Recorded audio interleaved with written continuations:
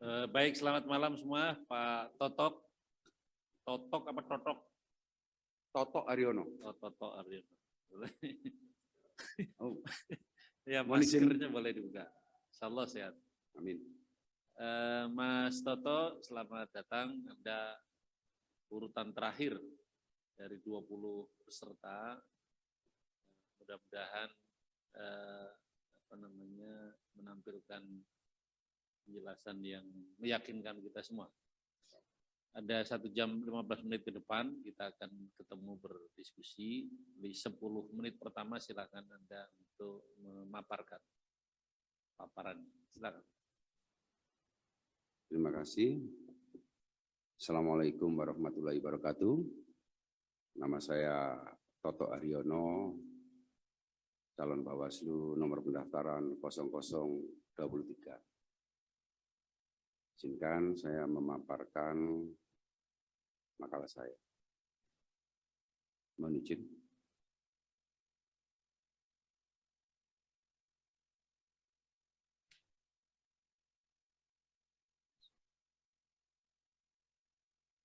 Yang pertama, makalah ini saya beri judul mewujudkan pemilu serentak 2024 yang semakin demokratis dan terpercaya. Visi untuk mewujudkan pemilu yang lebih demokratis dan terpercaya itu tentu bisa dilatar belakangi dengan refleksi pemilu tahun 2019 yang banyak menyisakan residu-residu gejolak masyarakat, terutama yang banyak mengeksplorasi politik sara. Ke depan pemilu tahun 2024 tentu punya tantangan dan kompleksitas yang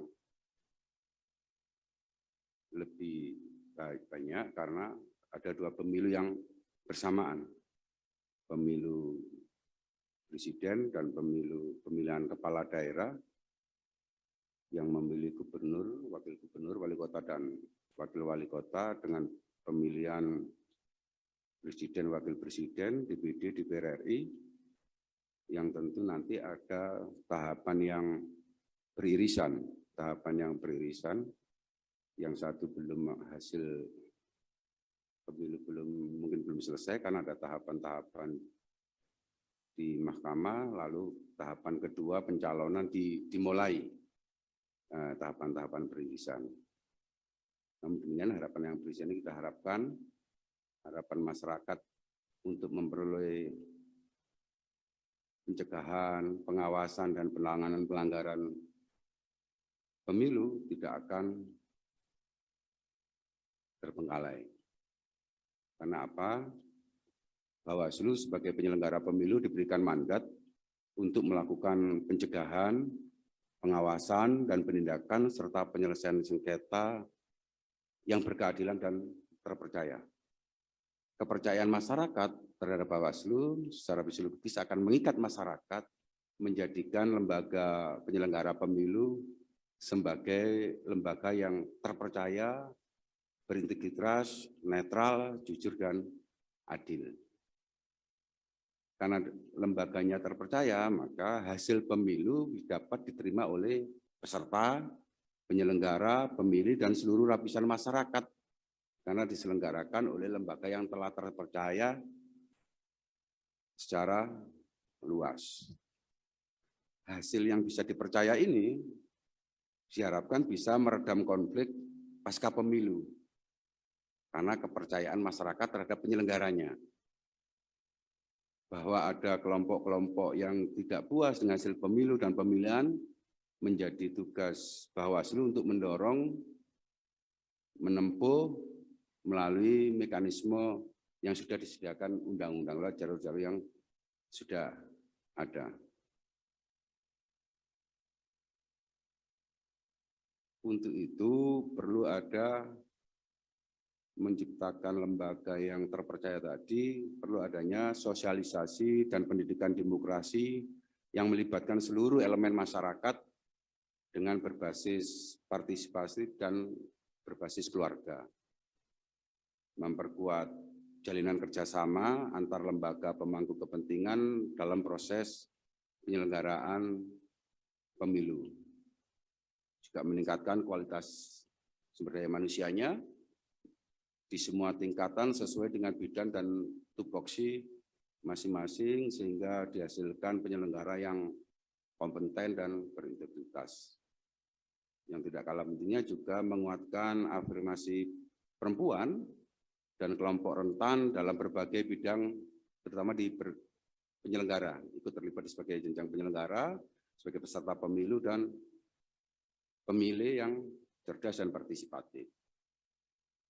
Lalu ada penggunaan penguatan teknologi informasi yang mudah dan sederhana, yang bisa menjalin interaksi antara masyarakat penyelenggara pada proses penyelenggaraan sampai nanti pasca pemilu. Untuk melaksanakan itu, tentu ke depan ini tidak ada yang bisa memprediksi apakah pandemi masih berjalan atau tidak. Diharapkan dalam kondisi negara yang demikian tentu perlu upaya-upaya sosialisasi yang tidak banyak menekan biaya.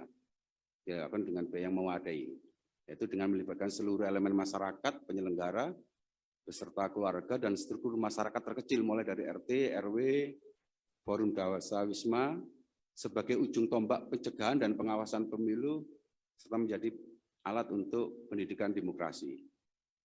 Juga penguatan pelaporan, penanganan pelanggaran administrasi, penyelesaian sengketa, dan penanganan tindak pidana pemilu dilakukan dengan cepat, murah, terpercaya, berkeadilan, dan tentu berbasis informasi yang terintegrasi. Meningkatkan SDM Bawaslu melalui pelatihan-pelatihan tersertifikasi. Keempat, menyempurnakan teknologi informasi yang sudah ada agar dapat terintegrasi secara menyeluruh dari jajaran Bawaslu dan mudah diakses oleh masyarakat umum. Mungkin itu pemaparan saya. Mohon maaf jika ada kekurangan. Assalamualaikum warahmatullahi wabarakatuh. Waalaikumsalam warahmatullahi wabarakatuh. Terima kasih Mas Toto Haryono yang sudah menyampaikan paparannya. Pak Edward, Pak Palguna, silakan.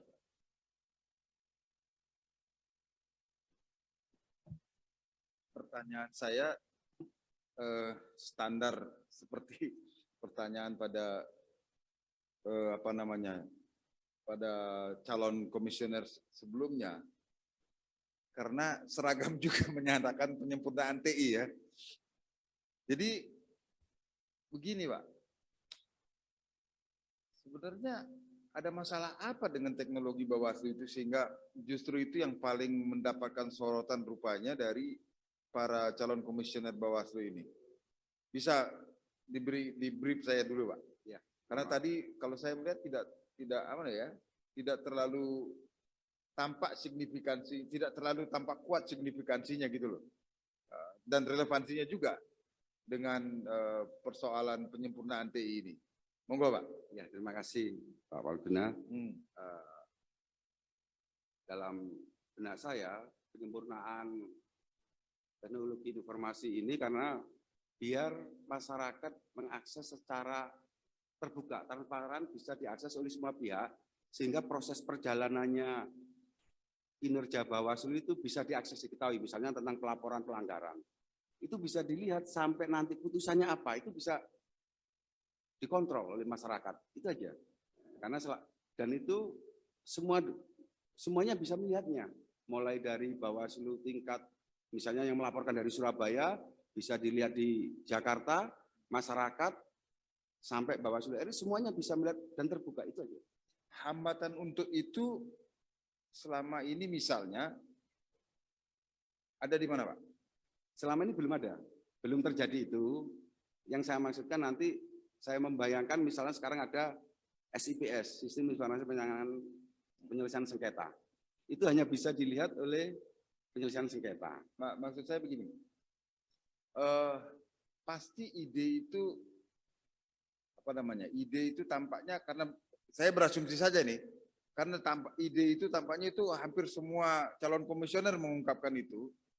Jangan-jangan ini sudah menjadi perbincangan lama gitu ya, dari sesama, kan penyelenggara ini juga ya, Bawaslu juga ya.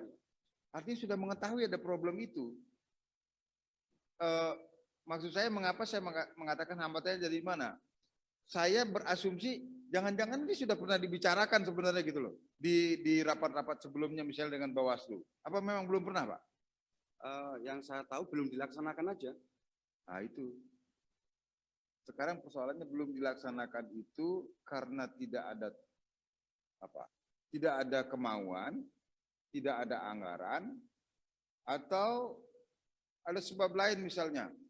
Buat apa? Tidak dianggap penting misalnya gitu. Apa yang menurut Pak Toto penyebabnya itu? Saya pikir ya anggaran Bawaslu ada. Apakah ini juga belum terpikir? Mungkin sudah, cuman pelaksanaannya aja, prioritasnya aja. Nah, saya lebih mementingkan ini transparansi ini lebih dulu. Oke, sekarang lanjutkan. Anggaplah kemudian ini.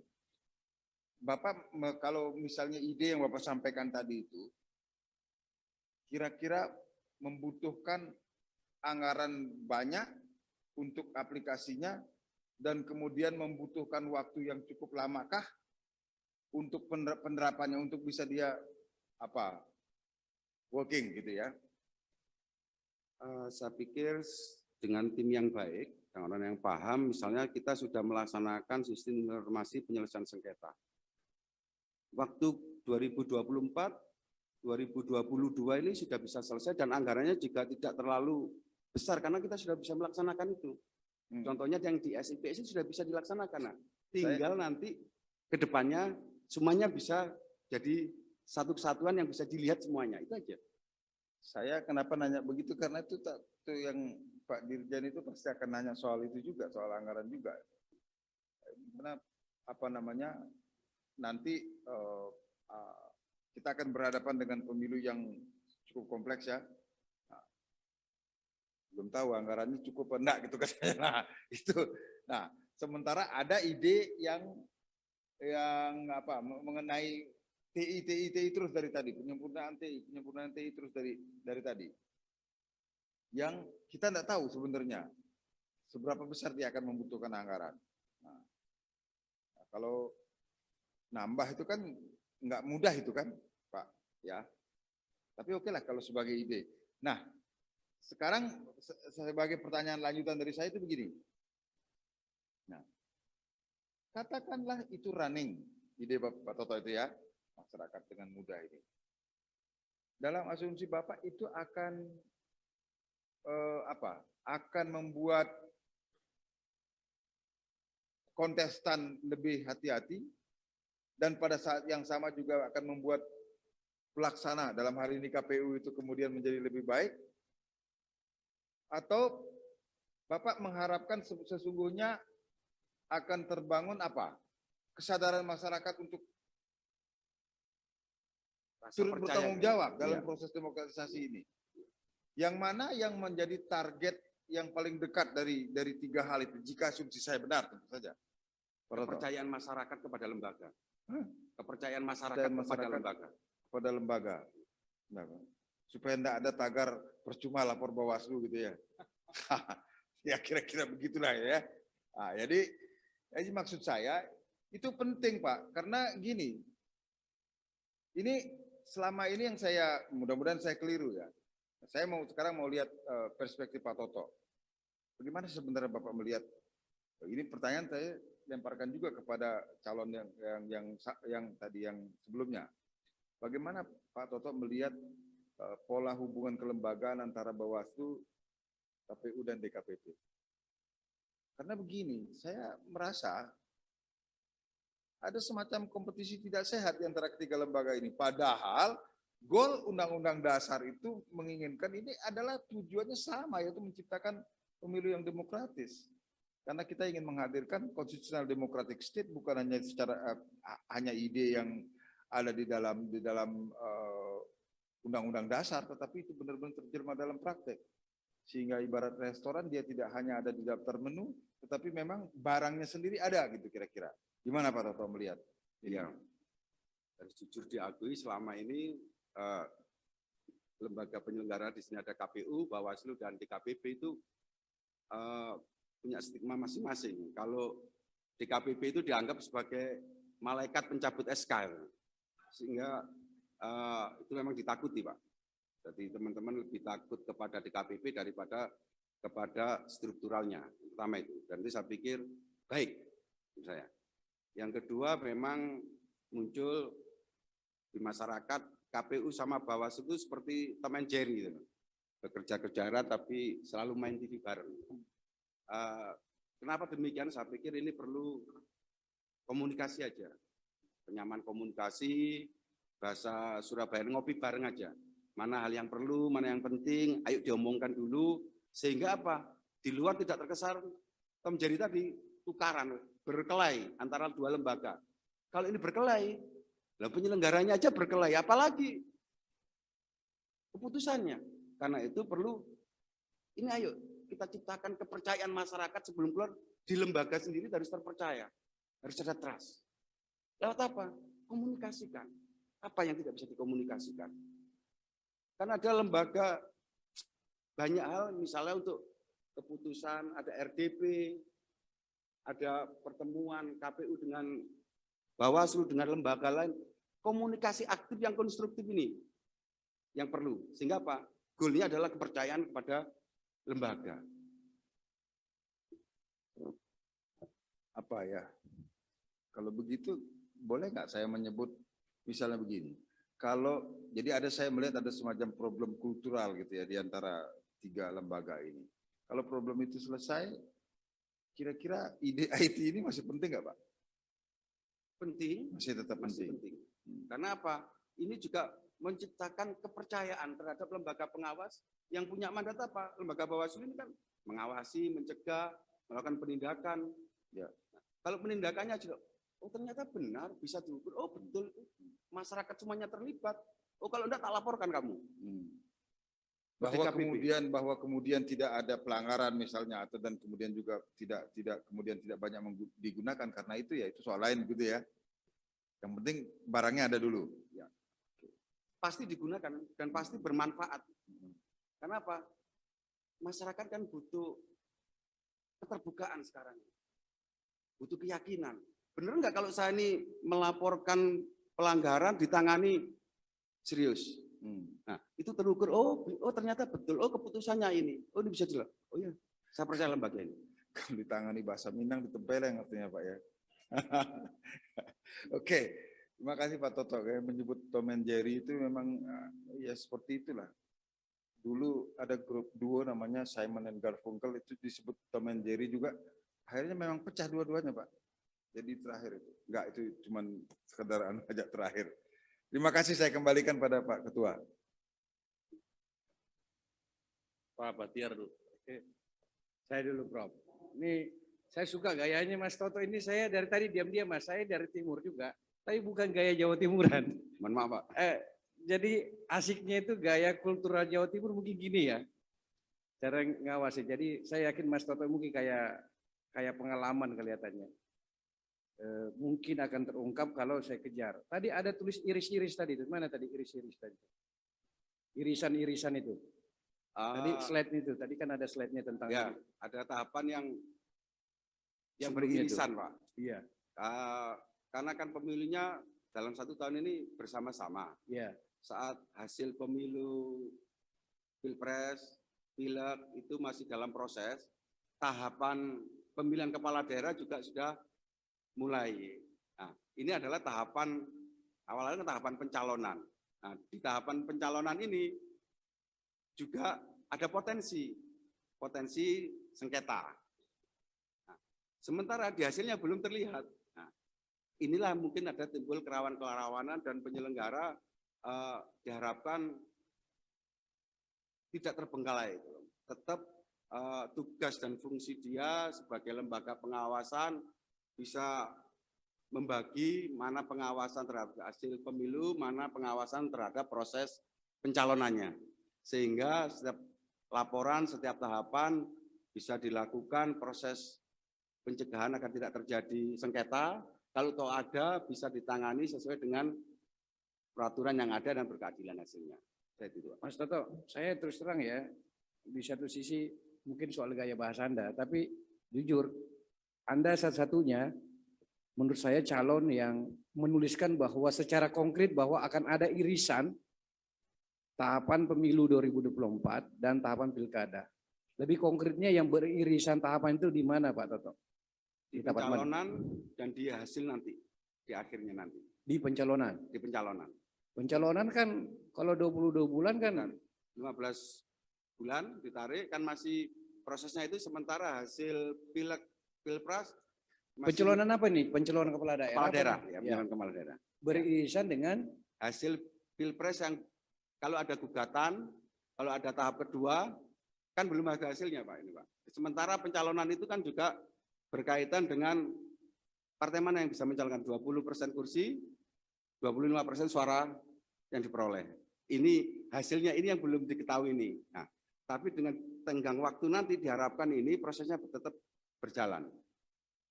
Tinggal nanti penentuan harinya aja. Nah, Pak Toto punya konsep mengatasi itu. Saya paham maksud Anda itu. Undang-undang itu sudah limitatif bahwa dilaksanakan pilkada itu adalah bulan November 2024. Undang-undangnya sistem seperti itu.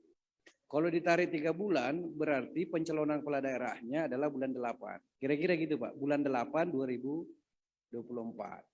Maka artinya tahapan tahapan pemilunya sudah harus selesai.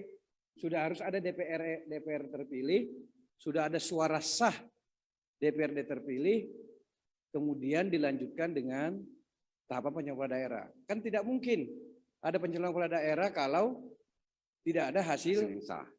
Pemilu DPRD dan DPRD provinsi dan DPRD kota. Nah, menghadapi sekelumit itu Pak Toto ada yang lebih konkret nggak yang Anda tawarkan untuk mengatasi itu? Ya peningkatan lebih fokus peningkatan kompetensi masing-masing kelembagaan. Misalnya Bawaslu-nya lebih tidak terpecah maksudnya gitu. Harus lebih fokus tidak terpecah karena ini kan bersamaan, pekerjaan menumpuk. Tapi ini bisa terselesaikan. Itu aja. Caranya dengan peningkatan kalau orang misalnya saya sadar terhadap kompetensi saya sebagai divisi penyelesaian sengketa. Di sisi lain ada proses tahapan yang beririsan. Kalau kompetensi ini ada, tidak akan saling mempengaruhi. Maksudnya akan malah saling mendukung. Membagi penugasan itu sesuai dengan tupoksinya masing-masing, sehingga lebih terukur, lebih terfokus. Itu aja. Andainya tadi ada paparan itu, wah saya sangat tertarik sekali Pak Toto. Kalau Anda bisa menggambarkan secara konkret irisan itu, pengawasan, complicated pengawasan di irisan itu, kemudian solusinya, tentu itu. Tapi paling tidak Anda memancing untuk diskusi tentang irisan itu bagi saya penting. Mas Toto, saya sekali lagi saya hendak mengungkap, meyakinkan pada kita bahwa Anda menghadapi 2024 ini bisa berjalan lancar dan seterusnya. Apa keyakinan Anda bahwa ini bisa kita proses dengan baik dan diyakini bahwa insya Allah 2024 biasa-biasa saja gitu. Bukan sesuatu yang menyeramkan, menegangkan, bukan sesuatu yang sesuatu yang biasa dalam proses politik gitu. Mas Toto gimana dari sisi pengawasan pemilu? Ya memang pemilu ini bukan hajat Bawaslu aja, ini hajat semua pihak. Dan pasti semua pihak akan saling mendukung, saling menguatkan sepanjang ada pemahaman yang sama. Bahwa kita ini sama-sama untuk membangun peradaban demokrasi, budaya demokrasi yang lebih baik. Ini yang kita komunikasikan kemana-mana, yang kita sosialisasikan kemana-mana. Sehingga apa? Fokusnya sama. Apa? Mewujudkan pemilu yang berintegritas dan lebih demokratis. Kalau itu pemahaman sudah sama, saya pikir ketakutan-ketakutan tidak ada. Karena masing-masing pihak bertanggung jawab. Itu Pak. Ada satu contoh pengalaman Jawa Timur mungkin, ada mungkin pilkada sebuah kabupaten atau apa gitu mungkin Pak Toto pernah alami, kelihatannya complicated tapi akhirnya bisa diselesaikan karena ada kemampuan penyelenggara yang bisa berkomunikasi tadi. Ada contoh nggak? salah satu contoh misalnya di sebuah kota saat kampanye, mohon maaf, saat kampanye Partai A memasang baliho di sebuah pinggir jalan. Malamnya Partai B menumpangi ini, menutupi. Besoknya terjadi kegaduhan. Lapor sini mau, mohon maaf karena pendukungnya sama-sama kuat, mau terjadi gesekan. Di sini kita melakukan komunikasi, memanggil begini. Karena sudah digeser, maka ini bisa perbuatan pidana karena pengerusakan. Tapi kalau ini dilakukan pidana akan terjadi bentrokan yang lebih keras. Karena itu kita damaikan, kita dudukan. Ayo, sudah. Karena ini dirusak, tidak usah dilaporkan ke polisi, tapi ayo kita geser bareng-bareng. Pendekatan-pendekatan ini akhirnya mereka mau dua kelompok ini digeser dan jaraknya dipisah. Sebenarnya bisa dipisah cuma 2 meter saja sudah selesai. Tapi waktu itu ditumpukkan. Ternyata mereka mau dan mereka menggeser bareng-bareng. Menggesernya bareng-bareng sehingga tidak ada yang merasa disalahkan, tidak ada yang merasa dimenangkan. Sehingga peristiwa ini tidak terjadi bentrokan antara pendukung pasangan calon partai. Terima kasih Pak. Mohon maaf. Toto, satu lagi, coba jelaskan pada kita, yakin kepada kita bahwa memang Anda layak pimpin Bawaslu tingkat nasional gitu. Bahwa coba Pak Toto jelaskan pada kita apa kelebihan Pak Toto sehingga memang pantas memimpin Bawaslu tingkat nasional. Saya, mohon maaf, bisa menjalin komunikasi dengan berbagai pihak. Saya bisa memberikan pemahaman yang tidak saling mengalahkan, saling menghargai, sehingga semuanya bisa terakomodasi dan bisa ada jalan keluar yang lebih baik. Itu komunikasi para pihak itu untuk apa, Pak? Untuk mencari penyelesaian masalah. Apa selalu kita bekerja menghadapi masalah terus? Tidak harus menyelesaikan masalah, Pak, tapi ini penting untuk membangun komunikasi dan ikatan emosional kepada para pihak itu. Sehingga nanti pada saatnya masing-masing akan saling menghargai posisi masing-masing. Sebelum Pak Prof. Edi bertanya, saya mau tanya kaitan dengan ini. Kalau Pak Toto bayangkan nanti menjadi komisioner Bawaslu 5 orang, itu postur atau komposisi keanggotaan Bawaslu yang ideal dari calon-calon yang tersedia ini, atau nggak usah ngomong calon, tapi kira-kira kriteria atau kebutuhan Bawaslu ke depan itu harus diisi oleh orang-orang model apa ini? 5 orang ini. Supaya menjadi organisasi yang kuat, bisa efektif bekerja, bisa membangun kepercayaan publik, bisa tadi mengintegrasikan sistem, bisa membangun SDM yang bagus, bisa membuat demokrasi lebih bermakna, bisa menjalin komunikasi dengan KPU, ya pokoknya top lah ini. Nah, cari orang seperti apa 5 orang itu menurut Pak Toto? Ya tentu orang-orang yang paham pemilu dan berjiwa merdeka. Iya, kan ada 5 orang. Nah, 5 orang itu kayak apa saja? Satu, kayak yang kedua, ketiga, gitu. Ya mungkin yang pertama orang yang bisa ahli berkomunikasi, paham pemilu, paham aturan, orang yang ngerti hukum, orang yang ngerti anggaran, semuanya menjadi complicated pada 5 orang ini.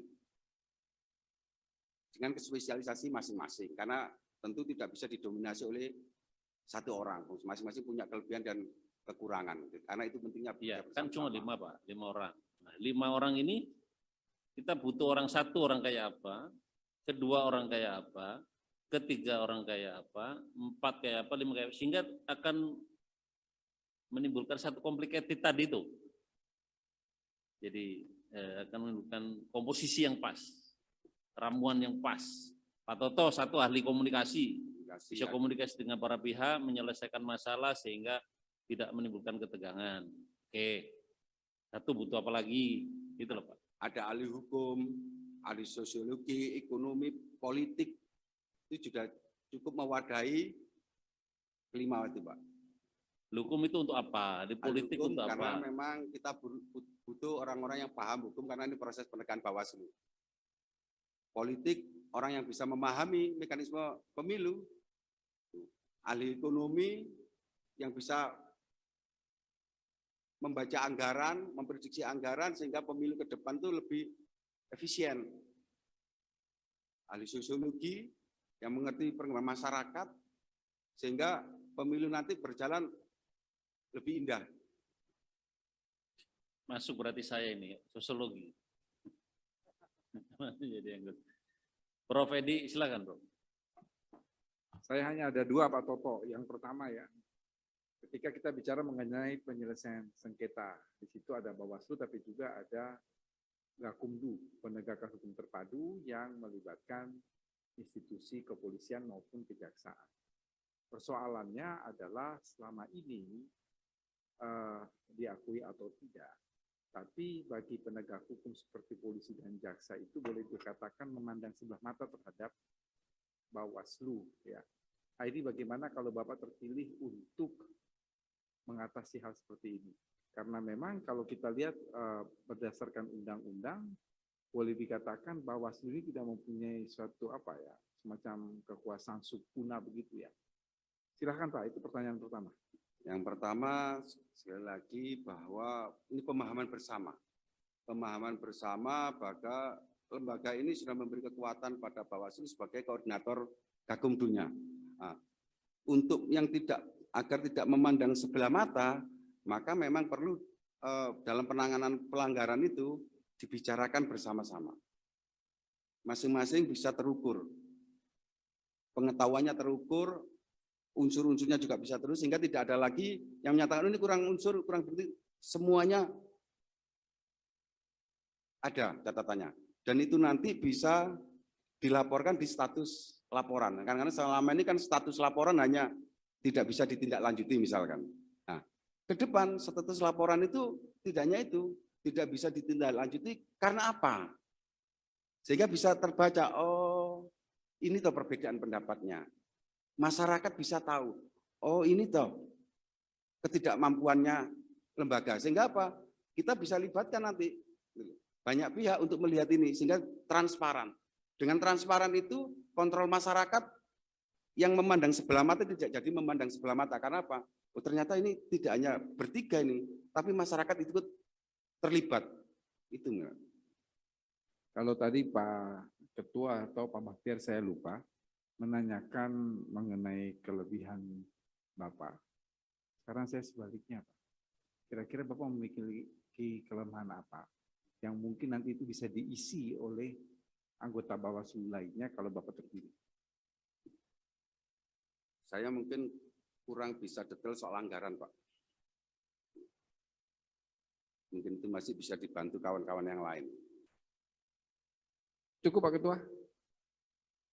Katanya 3. Oh, Bu Pungki, silakan. Kalau saya konsisten 2, kalau Bu Endang 1, 3. Terima kasih Pak Ketua. Selamat malam Pak Toto. Saya ingin dengar success story Pak Toto waktu di Bawaslu Jatim dan bagaimana Pak Toto melihat tantangan 5 tahun ke depan. Tadi kan kalau saya lihat dari tayangan 2024 ya. Nah, ini saya ingin lebih lama sesuai dengan masa jabatan Bapak. Nah, tolong bisa disampaikan sukses story-nya ketika di Jawa Timur, kemudian Bapak melihat tantangan 5 tahun ke depan kalau Bapak terpilih. Mungkin di Jawa Timur kami waktu itu melibatkan para santri bersama-sama memutuskan untuk melibatkan para santri di Jawa Timur untuk aktif sebagai relawan pengawasan dengan melibatkan para kiai, pemimpin pondok di daerah-daerah untuk bisa menjadi mitra kita, mitra strategis kita dalam proses pengawasan dan pencegahan.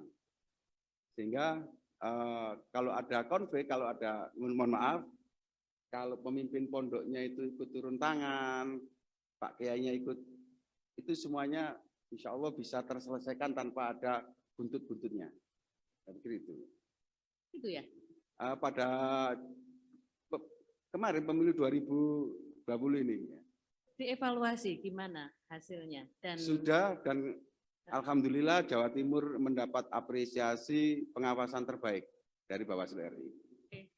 ya selamat ya. Nah, tantangan 5 tahun ke depan gimana? Apakah masih mau mencoba yang seperti itu melibatkan apa namanya kiai atau mungkin ada pemikiran lain yang lebih luas? Tetap itu karena itu menjadi model kita, karena persoalan-persoalan juga semakin banyak, kita libatkan lebih besar lagi kelompok-kelompok yang lebih besar, dan terutama tadi saya katakan bahwa kita inginkan pelibatan keluarga penyelenggara ini sebagai agen pembaruannya, agen sosialisasi. Dengan saya berpikiran begini, seringkali kan di rapat-rapat RT itu kan jual Tupperware. Daripada jual Tupperware, ayo kita ngomong soal pemilu yuk. Nah, kita jualan pemilu aja, jualan demokrasi. Kan waktunya kita tinggal minta sesi 20 menit di RT-RT itu untuk kita ngomong soal pemilu. Dan saya pikir itu dengan pendekatan bersama, kita punya pengawas TPS di tingkat RT itu bisa. Jadi kita jualannya ditransfer sedikit ke pendidikan politik. Mungkin itu ke depan yang ingin kami lakukan. Mungkin itu. Jadi tantangan 5 tahun tadi belum dijawab. Apa kira-kira? Jadi setelah 2024, kemudian selanjutnya sampai 2027? Tantangan ke depan saya pikir persoalannya itu kan lebih kompleks, karena nanti ini semua orang membaca HP, semua orang membaca Instagram, Twitter, SMA. Ke depan kita ikut juga menggerakkan penyelenggara kita bikin konten-konten tentang pendidikan politik, pendidikan demokrasi yang kita unggah. Penyelenggara diwajibkan untuk mengunggah di medsos masing-masing. Kalau itu bisa dilaksanakan, tentu akan bisa menyaingi berita-berita yang negatif. Tantangannya itu. Ke depan pemahaman terhadap demokrasi akan semakin baik dan menggeser berita-berita, mohon maaf, hoax yang mendistorsi pendidikan politik tadi. Mungkin itu kan. Untuk jadi pengawas itu butuh integritas tinggi. Nah, saya ingin Pak Toto menilai diri Anda sendiri skala 1 sampai 10. Anda menilai diri Anda sendiri berapa dan mengapa?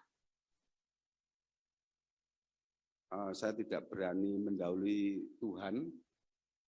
Saya berpikir ya kalau ada skala manusia itu kan ada tertinggi manusia, saya akan tertinggi 90% atau 99%, tapi yang lain milik Tuhan. 9.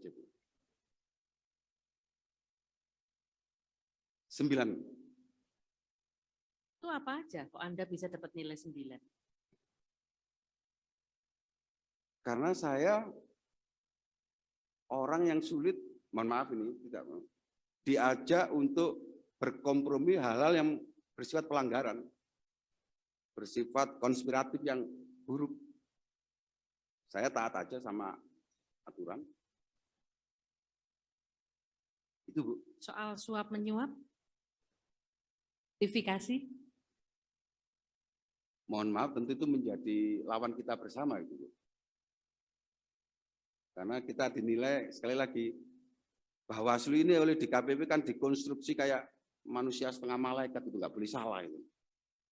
Semua nanti akan dilaporkan. Itu ukuran duniawinya itu.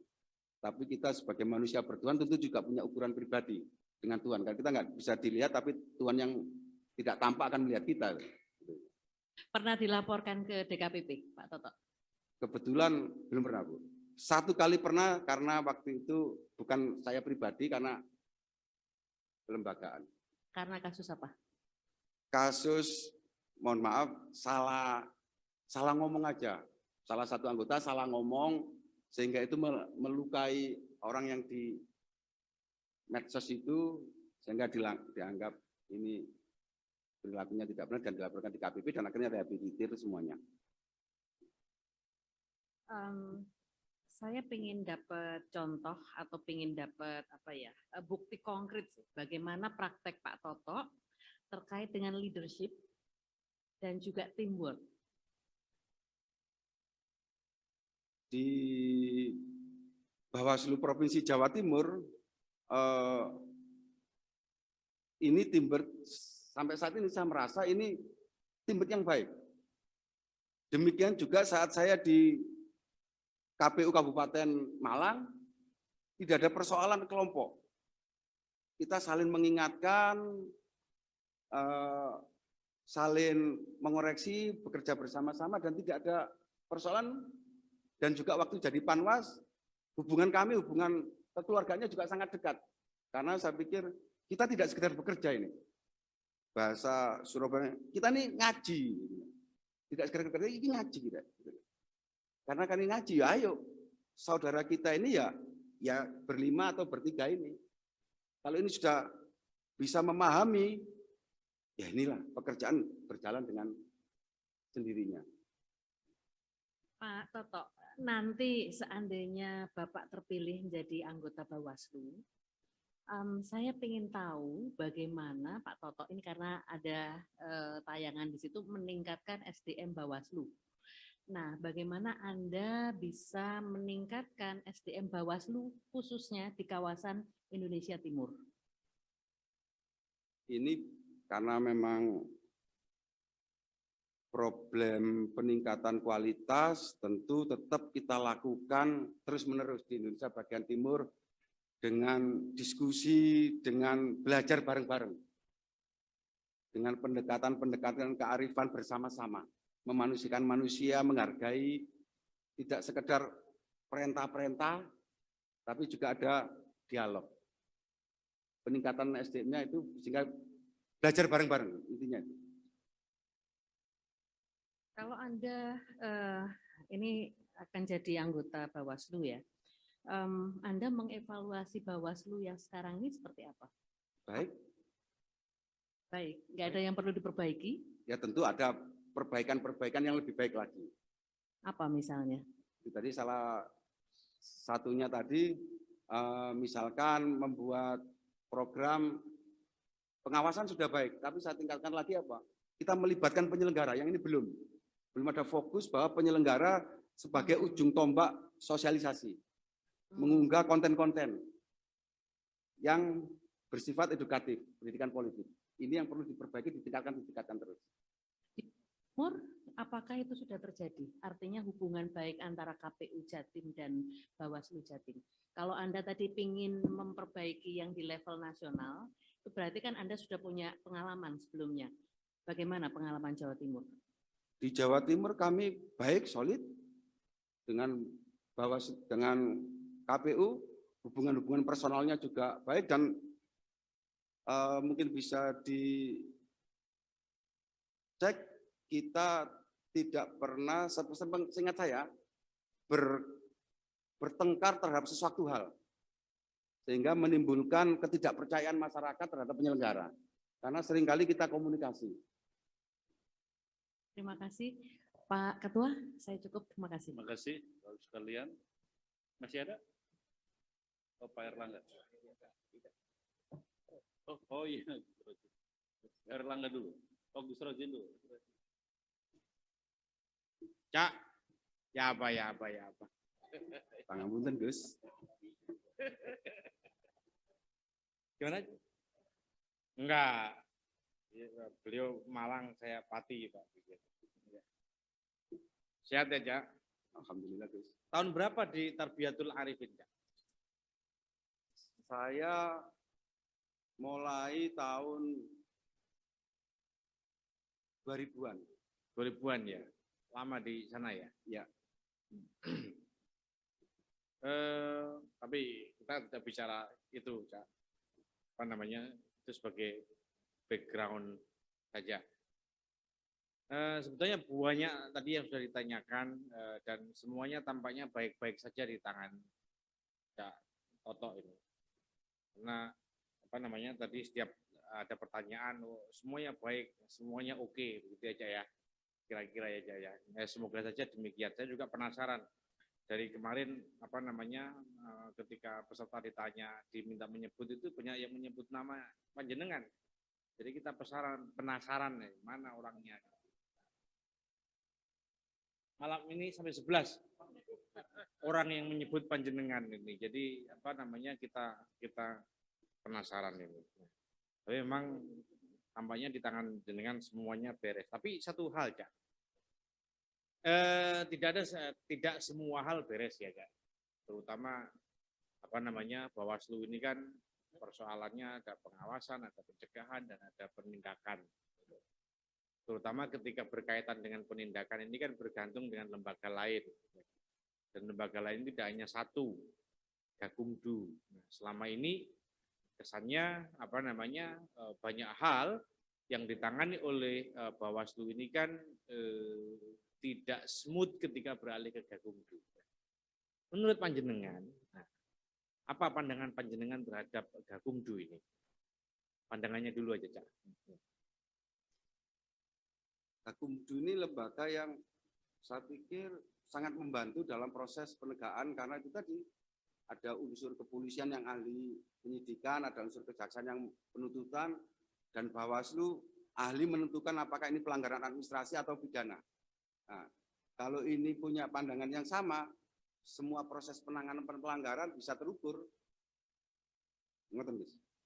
Nggih. Selama ini perannya efektif tidak Gakumdu? Saya menganggap selama ini cukup efektif walaupun ada perbedaan pendapat. Tapi perbedaan pendapat ini hanya perlu nanti seperti yang saya contohkan tadi, melibatkan kontrol masyarakat supaya untuk meredam, mohon maaf, ego masing-masing. Karena apa? Oh ternyata saya kerja ini diawasi orang luar saya ini. Salah satunya itu tadi, lewat perbaikan nanti di forum status laporan. Banyak tidak apa namanya persoalan yang sudah laporan yang sudah diterima oleh Bawaslu dan kemudian diteruskan dengan ke Gakumdu dan tidak berakhir dengan sesuai harapan begitu menurut pengalaman panjenengan. Ada, tapi kita bisa memahami karena apa? Karena misalnya Pak Polisinya akan ngomong ini kekurangan unsur bukti. Saksinya tidak bisa dipanggil karena saksinya lari. Ini yang juga rasional ini. Rasional aja ya, tapi kan apa namanya rasional karena itu menjadi alasan administratif begitu kan ya. Tapi kan kadang-kadang alasan administratif itu kan tidak sekedar administratif ya.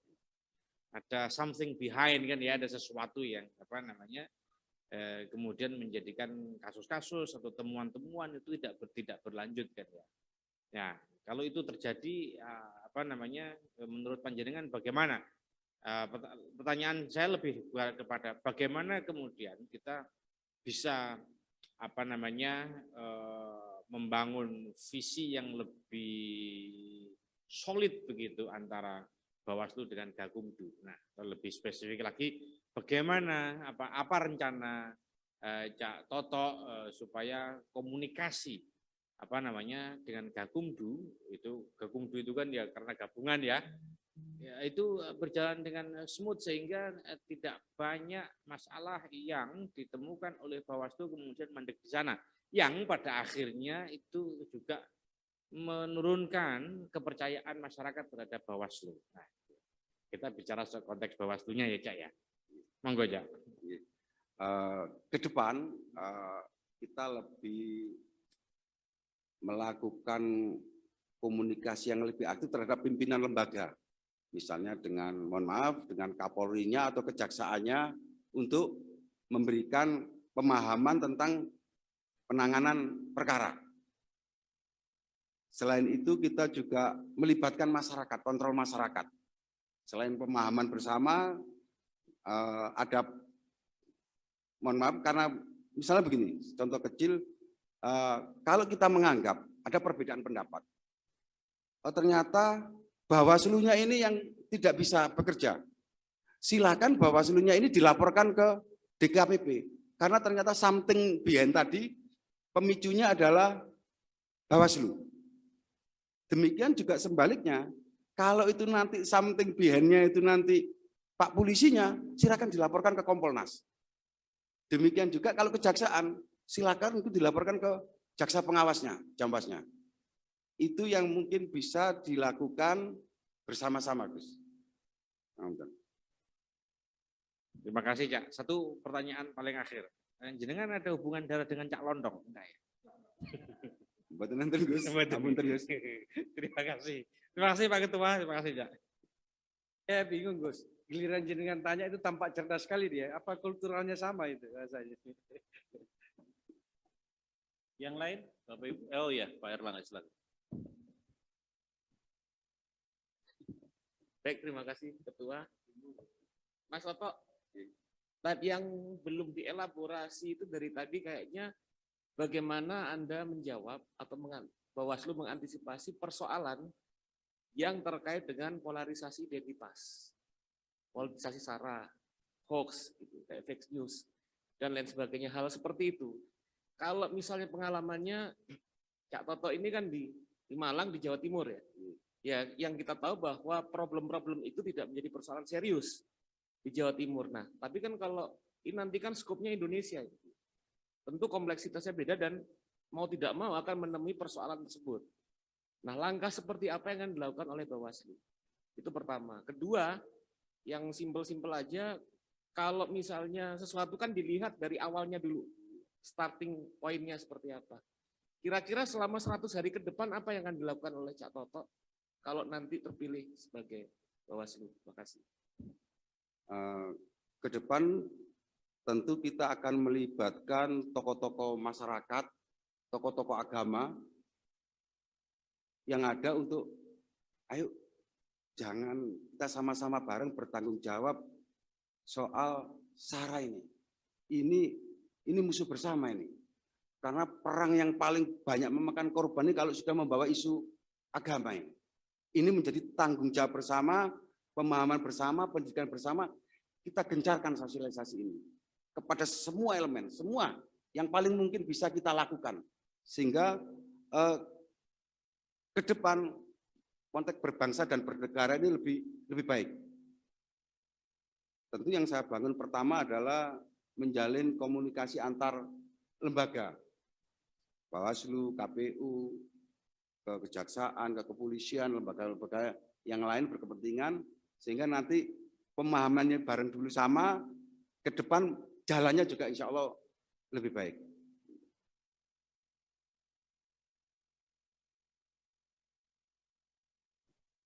Ada lagi? Bapak Ibu, cukup? Cukup ya. Baik, Bapak Ibu sekalian, Pikir kita. oh iya, lupa. Silakan. Ya, lupa saya. Pak Toto, jadi ini penutup beneran untuk semua rangkaian Bawaslu ini. Selamat Pak Toto ya. Juga Pak Toto tuh banyak dapat nominasi juga dari rekan-rekan yang lain. Ketika pertanyaan ini kita tanyakan, jadi kami bertanya ke seluruh peserta. Jadi kalau misalnya seandainya Bapak terpilih tuh, jadi salah satu komisioner Bawaslu, dan tentu dari 19 kontestan yang lain itu adalah yang pantas juga kita nilai ya layak untuk menjadi komisioner Bawaslu juga. Nah, kami memberikan hak prerogatif itu setiap orang peserta menominasikan nama-nama yang menurut dia pantas. Kita nggak minta pertimbangannya apa, itu sangat hak prerogatif orang masing-masing individu yang menyebut nama itu, gitu ya. Tapi ini sebenarnya kami juga penting karena ini ukuran juga dari kebesaran orang mau mengakui orang lain itu hebat mungkin gitu ya. Jadi memberikan apresiatif kepada figur-figur yang dianggap, karena pertimbangan kami di antara kontestan ini banyak yang saling mengenal atau mendengar juga sepak terjang. Nah, ini kira-kira kalau Bapak kami anggap layak lah. Ya. Kami bilang juga gitu 19 yang lain, Pak. Bapak dianggap satu yang layak. Jadi 4 lagi itu yang Bapak layak jadi komisioner siapa, Pak? Terima kasih Pak Hamdi. Prinsipnya sih semua bisa bekerja sama-sama. Tapi kalau menyebutkan nama, kalau boleh saya menyebutkan nama, ada Pak Bagja, Pak Subairi, Pak Herwin, Subairi. Subair. Subair. Subair. Pak Subair. Subair, Pak Erwin. Pak Erwin. Oh, cowok semua, nggak ada Oh, cewek. nggak ada? Bu Nuning. Oh, Bu Nuning. Oke, Bu Nuning. Malang semua. Malang semua. Malang United. Makasih, Pak Toto. Pak Toto, Pak Ketua saya tahu sebelum aja tutup, Pak Malang Ketua. United. Sebelum saya terus terang saya penasaran sama Anda. Ini yang ke-11 orang yang menyebut nama Anda, termasuk anggota Bawaslu RI. Bagian 12 ada juga. Beberapa 9. Baik Pak Toto, terima kasih. Sudah larut malam jam 10. Besok Anda kan tes kesehatan ya. Kesehatan, Pak. Jadi harus istirahat.